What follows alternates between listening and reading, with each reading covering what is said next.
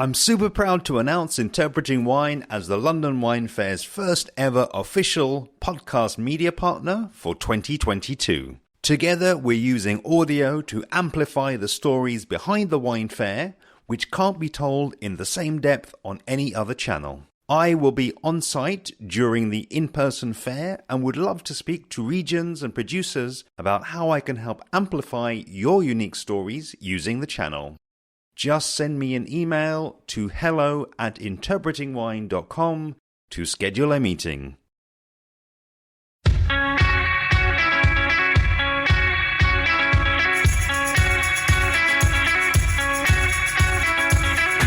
I'm Lawrence Francis, host of Interpreting Wine, the place to learn from thought leaders in the world of wine and marketing, welcoming you to the London Wine Fair 40th Anniversary Special Series. Across these two episodes, I'll be exploring the state of affairs for the fair in the company of Event Director Hannah Tovey. This first episode covers the changes since I last interviewed Hannah in the lead up to 2019, discussing reflections on the successes of 2019, the unprecedented events that saw the 2020 fair cancelled. We take a deep dive into the digital London Wine Fair 2021, the case study that hasn't yet been written. We talk the spirit of adaptation within the fair and the changing demographic of visitors over time. Enjoy. So it's fantastic to be back here at Interpreting Wine. I think the last time we spoke, we were putting together our 2019 edition of London Wine Fair. We were very close to opening the doors. I think probably just a few weeks out, like we might be now for 2022. And it would have been it was my second edition. And perhaps when I initially joined the London Wine Fair, I had a general idea of a 3-year plan to get myself seeded. And we were really on course for that second year. We'd made some really strong additions to the show in terms of content. We had found that they'd been adopted really well, those being what was formerly known as the Innovation Zone, but now Discovery Zone, to broaden it out somewhat more. We found some great traction there, and we'd launched to great appeal the Drinks Britannia section. We'd noted from my first edition that the searches on our digital exhibitor list, they're very telling as to what people want from London Wine Fair. And British drinks, English, Welsh, all British drinks were always hitting that 5th or 6th spot in terms of industry, in terms of London Wine Fair searches. So we were pursuing that very busy zone. And we had also begun to introduce ticketing in 2019, which was one of our, I think, the things we discussed back then. Yeah. And in fact, it worked incredibly well. We had a strategy that I think was fair and kind of understandable, in that we were inviting buyers into the event on a free ticket, and we were charging those that would be deemed by their demographic or their job title to be in the pursuit of selling wine at the event to attend. And that we felt was a stepping stone into quite a big change psychologically for everybody, that London Wine Fair may not be able to continue to be an entirely free event for its visitors. And in fact, we had very strong visitor numbers despite this change. Yeah. It was a really good outcome, and every single exhibitor that I spoke to all spoke of the quality. It was actually universal that everybody felt that this adaptation had really improved the quality of visitor, which, when you're running an event that is literally stuffed to the gills of alcohol, is one of our biggest challenges. It is for any alcohol event, wine, beer, spirit, to make sure that you're inviting people to the event and marketing it heavily, but carefully, and only having the people you want in the event. So that was a big change and a big success for 2019. And we rounded it up on the feeling that we were working very well towards the 3-year plan. And we started planning happily and busily for 2020. We had a plan to celebrate our 40th birthday. We had a lot of content around that organised and great fanfare. And yes, the whole team was incredibly energised, and we were, I think, 8 weeks out of launching the 2020 edition. We'd even had our launch party when the very worrying news began to kind of escalate, that we were all aware that this was no small thing. This pandemic that was being spoken of, or potential pandemic at that point, was it wasn't going away, and it was going to impact all of us. To what extent, we didn't know, but it was fastly obvious. It was obvious to me that it was unlikely we'd be able to put on a major exhibition in a huge venue, and it wasn't really my intention to do anything that, even if it was permitted, why would anybody want to do something that could endanger your very own industry? Some of whom are dear friends, and others you just want to endanger anybody. So that was the beginning of what no one could have understood to be a huge amount of changes and a huge amount of upheaval. And with just 8 weeks to go, we had to pull the plug on 2020. Such an unprecedented thing. I don't actually know of any other event organizer personally that I could go to and even discuss this. It is highly unusual to have to pull the plug on an event so close to it happening. Pretty much everything is locked in terms of contracts and organization by that point.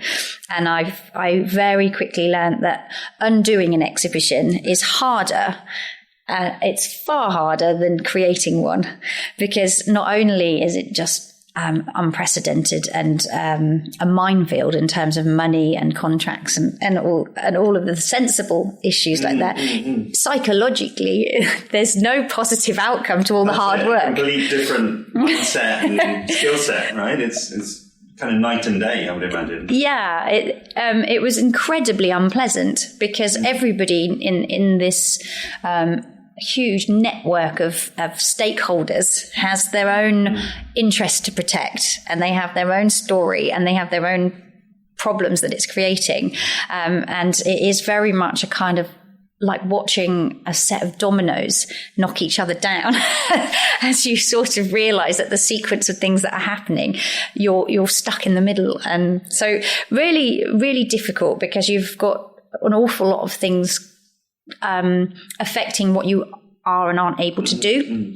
You've got government regulations that you will, of course, need to follow, but if they aren't happening at a pace that you would like them to, you also, are restricted by being able to make your own decisions sometimes, because you have contracts that you're locked into, and without any kind of legal support in breaking those contracts, it was a minefield, and I felt for everybody involved in it. And I know that my colleagues in the industry, and my friends and our exhibitors and all of the people that we work with were, just keen to know one way or another what the outcome would be. And I was very keen to share with them what that would be, but it's very difficult to do so. So we responded more quickly, I believe, than anybody else. Hemming Group, who own the London Wine Fair, were incredibly upstanding, moral, and very much driven by doing the right thing. Whether it was the most sensible thing financially or not seemed to be less of a concern than what the right thing to do by people is. And that's how I live my life. So it was a great relief to me to know that we were all minded in the same way, and that we were going to do the right thing and make our own call, that London Wine Fair wouldn't go ahead regardless of what that financial outcome might be to us. So I was able to pull the plug a solid 8 weeks before, and reasonably quickly. I know other large-scale events kind of kept grinding their gears and stalling till much closer, and causing, I think, greater issues in the long run, because people have to keep preparing for something if it is deemed to be going ahead. So there were people, there were exhibitors who were outlaying expenses that they might not have had to if decisions were made earlier, which is another reason we went early. So we made that call. But unfortunately, because it was so close to an event that was so already prepared, it wasn't something that we could quickly pivot out of and into, for instance, a digital event in that year.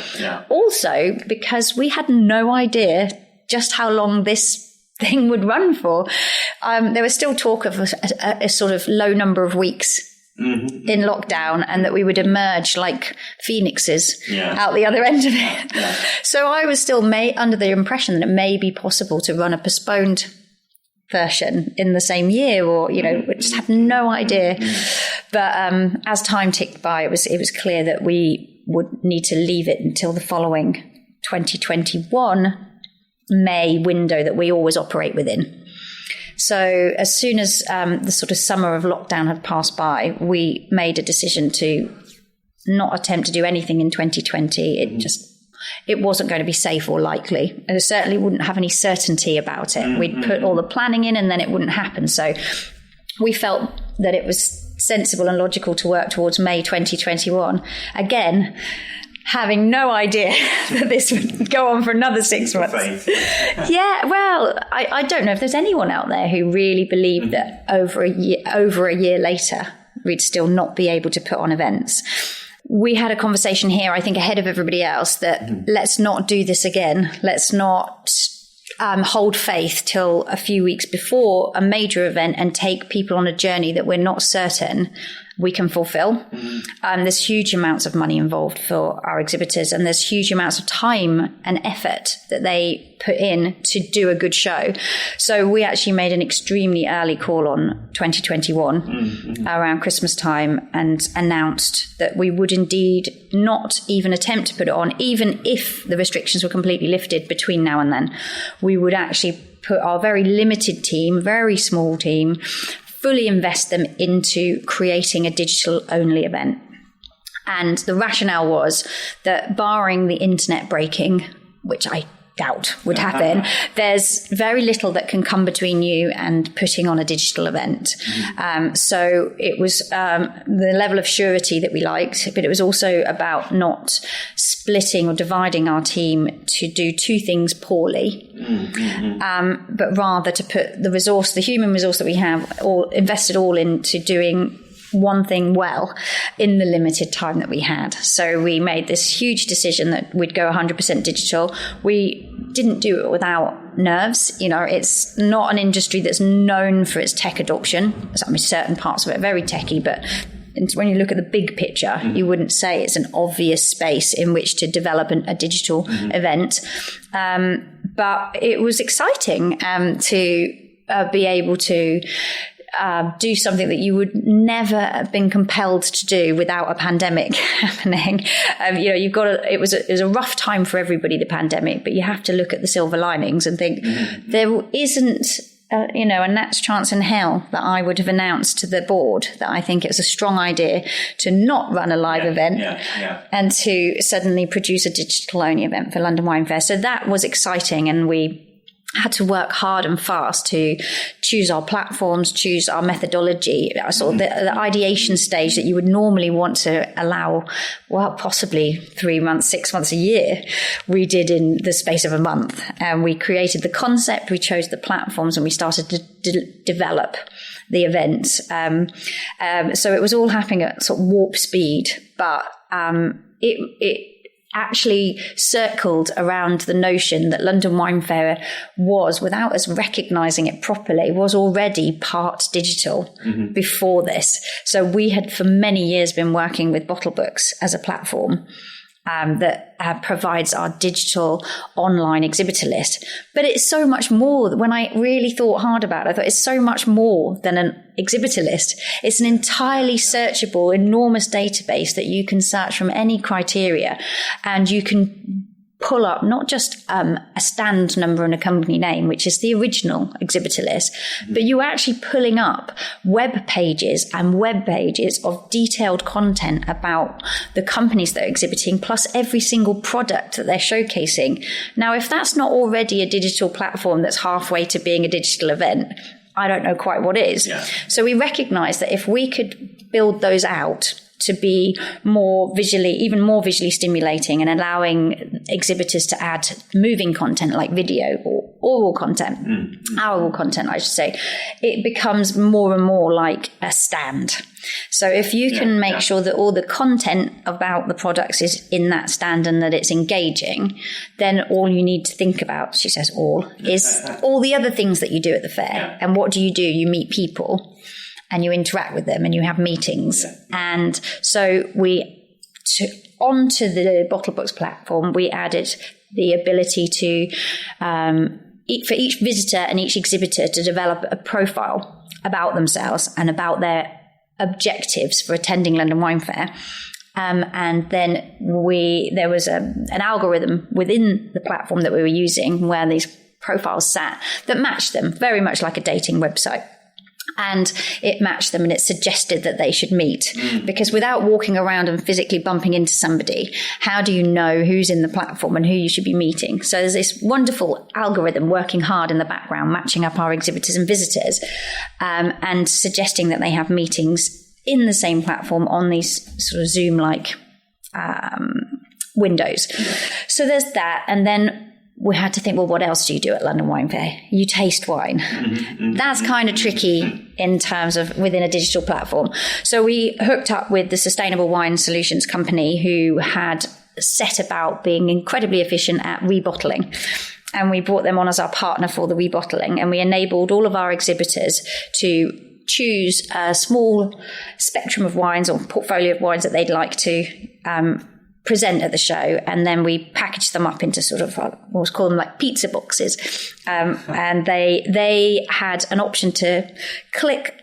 They had an option to present those on their stand, and visitors could come and click on, order the sample box, and that got delivered straight to the homes of our visitors within a matter of days. So eventually, we ended up dispatching over 25,000 individual 50 centilitre samples, which is extraordinary when there were only a couple of people working on this event. The scale of it became quite overwhelming at times. I mean, it was all happening, but we were just surprised and staggered by the appetite for ordering these wines and then arranging these meetings. So you could either order a selection of samples from visitors, or you could go into the masterclass schedule. So that was the other thing that happens at London Wine Fair is, of course, all the sessions, which we could recreate quite more simply in the form of just streaming them online.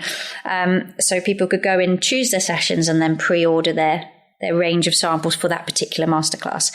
And interestingly, for every single masterclass we did, we pre-prepared 90 packs of samples. So you could have 90 visitors engaging in the session by watching it and tasting. But every single session far exceeded that number of people streaming it, sometimes to the point of hundreds of individuals streaming the session, even though only 90 of them, we know that because we only created 90 samples, only 90 of them could have been sitting there tasting through with the presenter.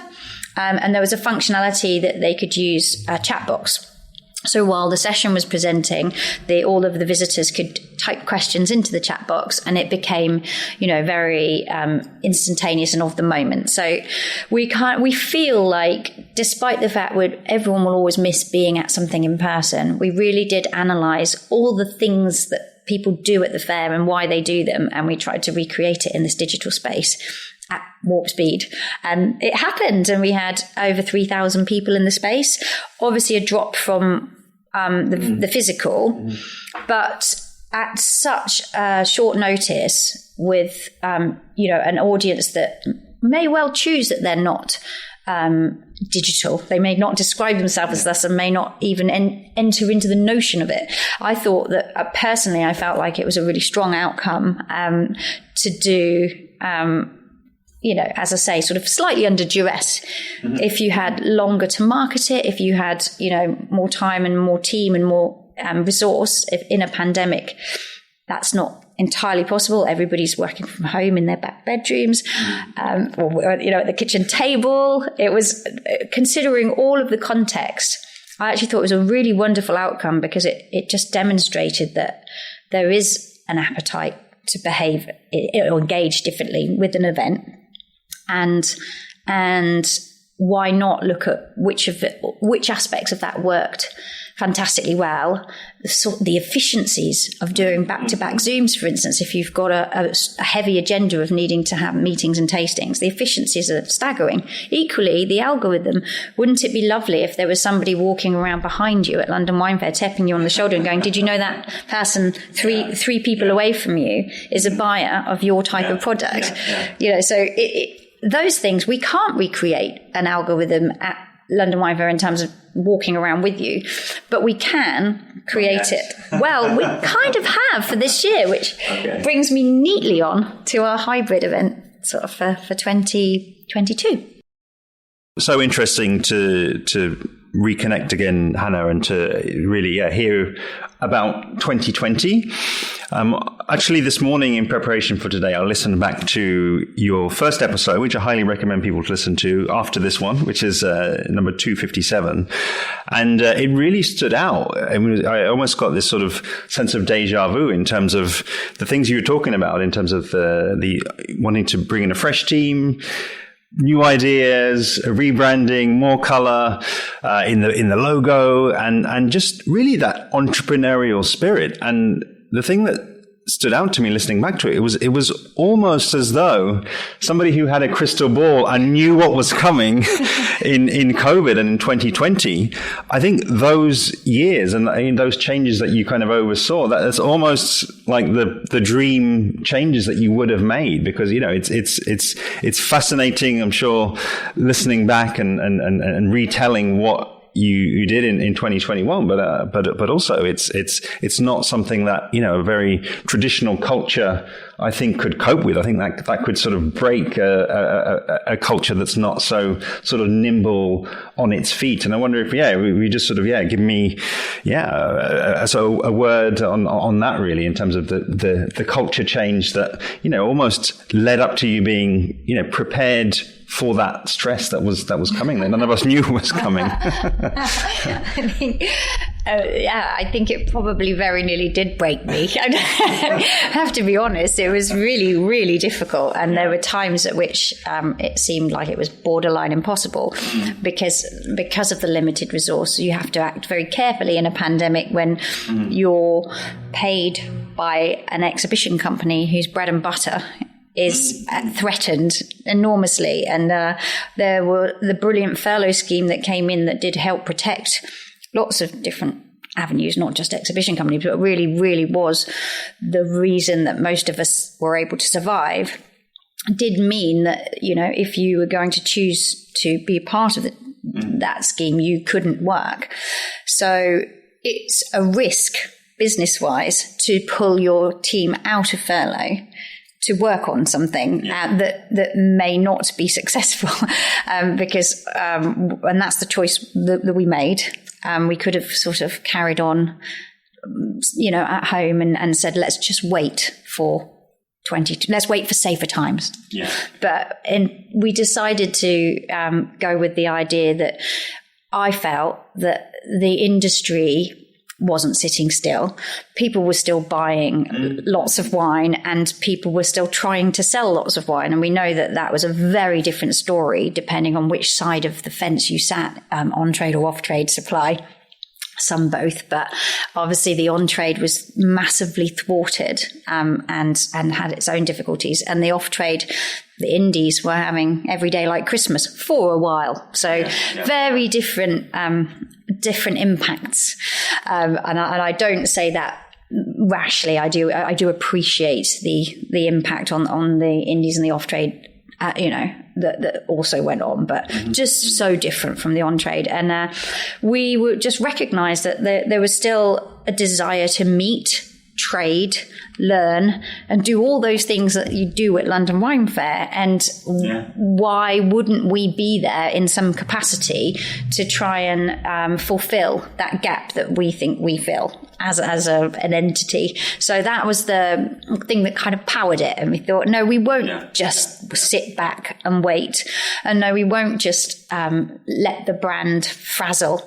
This is a brand that our industry, has known for 40 years and recognizes and has great affection for. And it is, May is a time by which I've always described it that the UK wine industry sets its watch by May. We all know it's coming. This is before I worked on the wine fair. We all knew that May was coming and that those 3 days were going to be mega, and then we had to be ready and planned and have our meetings in place and be ready for some late nights and all of the things that make London Wine Fair what it is. So it just seemed crying shame to just disappear under the radar and wait to re-emerge at the end of the pandemic. We wanted to be a part of it with our exhibitors and a part of it with our visitors. So in fact, we were thrown about 25 further curveballs than just trying to develop a digital event very quickly with very few people. Some of the fun ones were that Boris Johnson announced that, in fact, he was going to reopen the on-trade on the first day of London Wine Fair Digital. Now, if your audience is 45% on-trade, the last thing you want is to try and drag them away from the very venues that they've been locked out of for 7 months and try and start talking to them, giving them a masterclass on how to trade or some such. It's ludicrous, and we wouldn't be thanked for it. And why should we? I'm very, very aware of that fact. So it was brutal to learn that. And we only had, I think, 8 weeks to go when we learned that piece of information. And again, we had to just adapt and innovate really, really quickly, and decided that what we would do is separate out the content to a certain extent. We were planning 3 full days. In fact, we pulled one of the days 6 weeks early, called it our Welcome Back Wednesday, because it was on a Wednesday, and it was all focused around the on-trade and how you come back. A lot of them needed to rebuild their wine list. Some of their suppliers had maybe gone under. Some of them they hadn't been in touch with for a period of time. The wines would have changed. So there was a lot of work to be done for these very venues to get ready to reopen. So instead of running a normal London Wine Fair, we ran a Welcome Back Wednesday early. We had a fantastic session from some of our more on-trade focused suppliers like Anotria, who did a brilliant sort of session on their 8 icon wines, and managed to get recorded content from all of the winemakers in each of the different wineries from all over the world doing this fabulous content. And then we had some sessions from Richard Siddle about kind of recovery. And then we had a great session, what I thought was really important, from the Wine Trust wine community. And they talked about everything that was available to people that were suffering because of the lack of, they had lack of work. And, financially, it was financially debilitating for a lot of people. It was mentally challenging. So we had a session there from Millie Milliken talking about what's out there to help you, grants, mental health care, that sort of thing. So it was really focused around that. And I thought, that did nearly break me trying to do that one really early, but it worked, and we had really great traffic to it. And the sessions were well viewed, and it was great. And then on the other 2 days that came later, while the on-trade was now back open, we focused a little more on the off-trade side of things and on the trade side and on the sort of idea of future-proofing the industry. So that happened. And then just around the time that we learned we were going to have to reconfigure all our days and all of our content, I got a phone call from a chappie letting me know that the order that we had placed through, or rather Sustainable Wine Solutions had placed for all of the little tubes for our 25,000 samples that were needing to be rebottled very, very quickly in order to be available and out to our audience in time for the event. We all probably remember the Suez Canal disaster where the tanker got stuck. Well, our big consignment was on a tanker about 25 back behind it and was completely stuck in the Suez Canal, and took an extra several weeks to arrive at Sustainable Wine Solutions, which left us a little over a week to rebottle 25,000.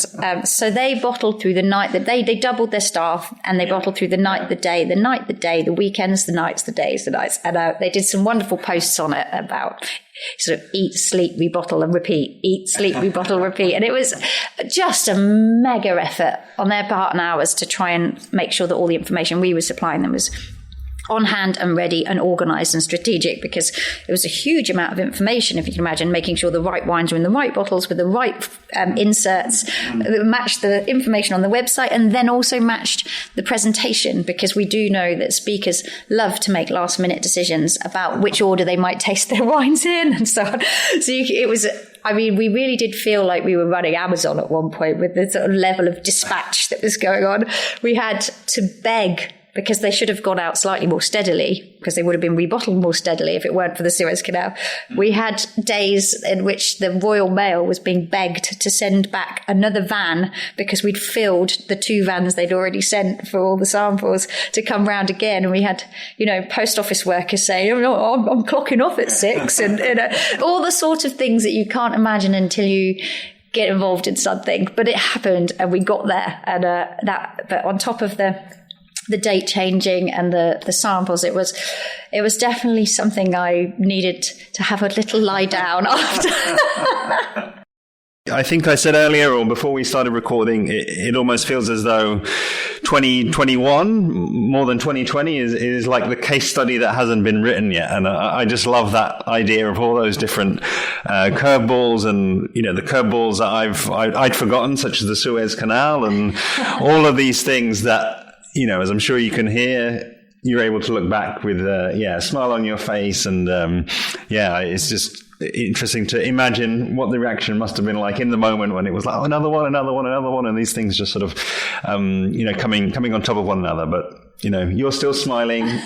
The team and the fair are still standing, which is amazing. And I think really, in kind of closing this reflection episode, before we change gears and start to look ahead to what's coming in 2022, I want to kind of, I guess, raise a theme that will probably run through into the next episode as well, which is that idea around attracting younger consumers to the industry. And I know that you have some interesting figures around the profile really of people who turned up at the digital only event versus the in-person event that had really run up until that point. So I wonder, I think that might make a nice, closing off really of our discussion of 2021, and I think a nice segue into looking ahead for 2022.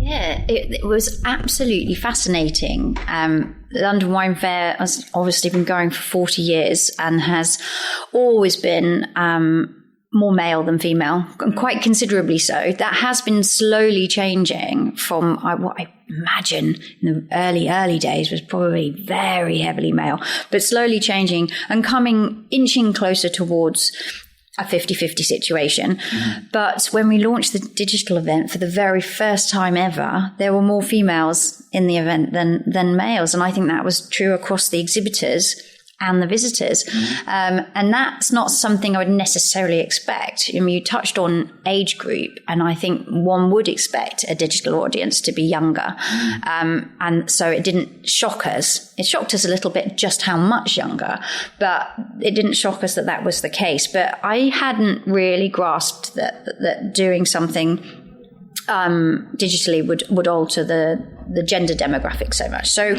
yes, we were able to report figures of 51% female. So just inching over that. But I just do find it fascinating. And I wonder if that's simply because of the age drop, it goes to demonstrate that in the younger strata of people engaged in the wine industry, the number is actually just far more even.